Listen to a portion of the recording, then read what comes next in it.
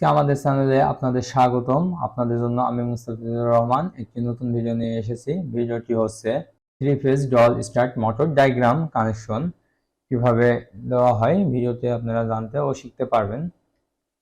Magnetic connector high voltage power ব্যবহার করা হয়। সাধারণত ম্যাগনেটিক কানেক্টর মোটর অফ বা অন করার জন্য ব্যবহার করা হয়।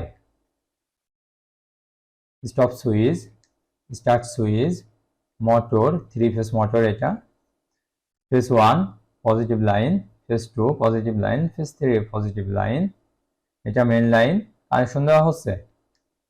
ফেজ 1 মোটরের কানেকশন দেওয়া হলো, ফেজ 2 মোটরের কানেকশন দেওয়া হয়, ফেজ 3 একইভাবে মোটরের কানেকশন দেওয়া হয়। এবার স্টপ সুইচ ও স্টার্ট সুইচের কানেকশন দেখানো হবে।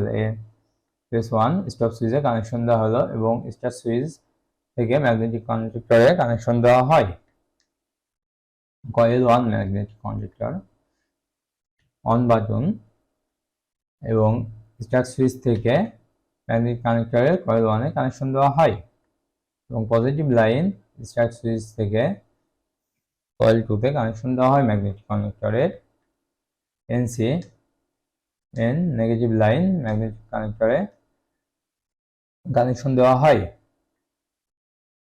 3 phase DOL star motor diagram এভাবে কানেকশন সম্পন্ন হয়েছে। ধন্যবাদ পুরোপুরি ভিডিওটি আমাদের সাথে দেখার জন্য। ভিডিওটি ভালো লাগলে আমাদের চ্যানেলে একটি লাইক, কমেন্ট ও সাবস্ক্রিপশন করে যাবেন। ধন্যবাদ।